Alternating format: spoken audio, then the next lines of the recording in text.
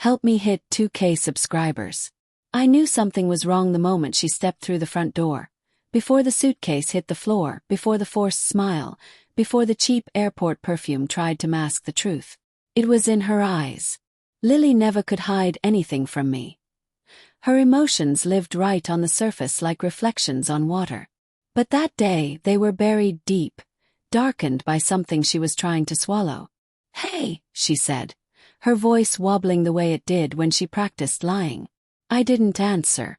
My gaze drifted to the small details, the way her hand hovered protectively near her stomach, the exhaustion in her posture, the nervous tug at her sleeve. Maybe another man wouldn't have noticed. I did. "Trip was good?" I asked, though the question tasted like ash. She nodded, lips tight. I could hear her swallow. "Yeah, it was fun. You know. Girls' thing. Girls' trip. Jamaica. Sunday rum. Laughter." She'd shown me pictures of the resort before leaving, her eyes sparkling with the promise of escape. I'd kissed her goodbye at the airport, tucked a note into her bag, told her to enjoy herself. And she had. I gestured to her bags. "Let me help." No, it's fine." She grabbed one quickly like I might open it and find the truth sitting right on top.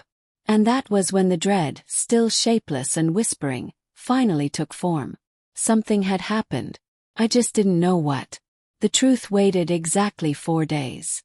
4 days of her moving through our home like a ghost. 4 days of quiet dinners, of her avoiding my eyes, of flinches when I reached for her. 4 days of trying to gather the courage to ask the question I didn't dare form. Then, on a Thursday night thick with summer heat, Lily stood in the doorway of the living room, wringing her hands hard enough to redden them. "Daniel," she said, "we need to talk." My chest tightened. "Okay."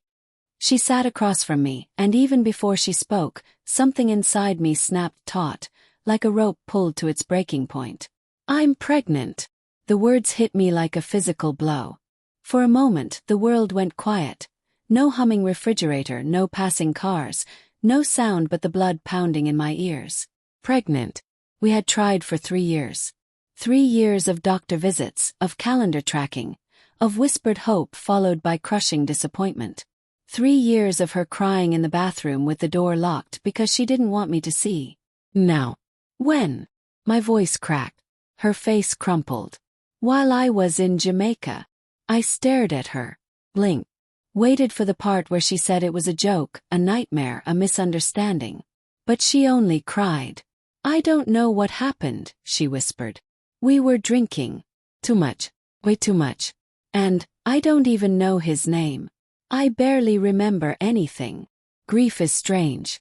It doesn't arrive politely at the door. It storms in, wild and jagged, tearing through everything in its path. I felt it then, sharp, choking, merciless. "Lily," I said, barely breathing. "We've been trying for years." She sobbed harder. "I know. You know. I hate myself.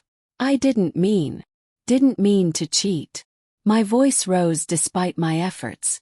"Didn't mean to get pregnant with someone else's child." She folded in on herself, shaking.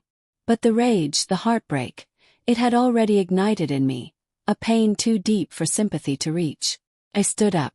The room swayed. "I need some air. Daniel, please, can we talk?" "Don't, I can't lose you." But I walked out, not slamming the door, not saying a word. Quiet, controlled, empty. I didn't disappear that night. That came later. But it was the first time I realized I was already gone. For a week, I tried to exist in the same house, but everything felt poisoned. The kitchen where we'd made pancakes on Sundays. The hallway we'd once painted together, dripping blue on the floor and laughing. The bedroom where we'd prayed for 2 pink lines. Now the space was suffocating. She hovered around me like a ghost begging forgiveness.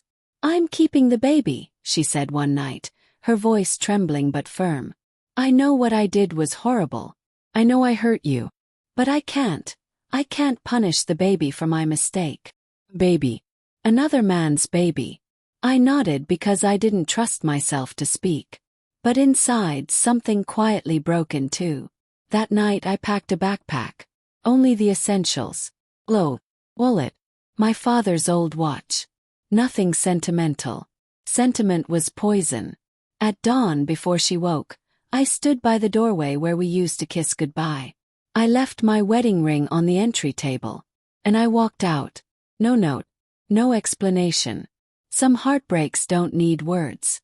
For months I drifted. Stayed in cheap motels. Worked odd jobs under the table. Kept my phone off. I didn't want to be found. I didn't want to feel anything that tied me to the life I'd lost. I told myself I hated her. But hate is just love that's been starved to the bone.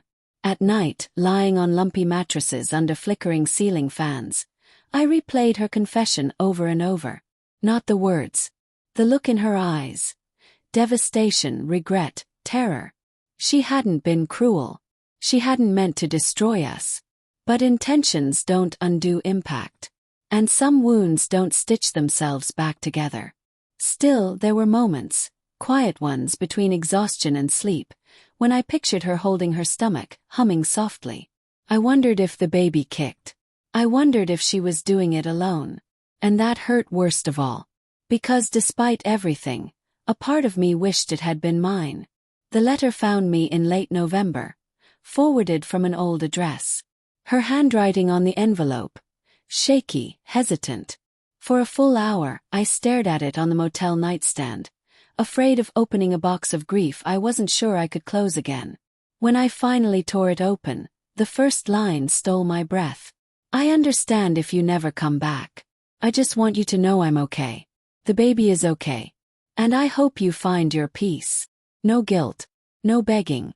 No melodrama. Just acceptance. And something inside me. Something I hadn't realized was still clenched, softened. She wrote about doctor visits, about therapy, about the nursery she was painting herself, about naming the baby after her late grandmother. And she wrote this. I don't expect forgiveness. I don't need you to come home. But if you ever want to meet the child who unintentionally broke you, I won't stop you. I'm sorry, Daniel. For everything. I cried for the first time since leaving. Not because of the betrayal, but because she finally let me go. I didn't return to her. Some endings stay endings no matter how tender. But I stopped running. I rented an apartment, found steady work, called my mother. Slowly, painfully, I stitched myself back together. The scar remains. It always will.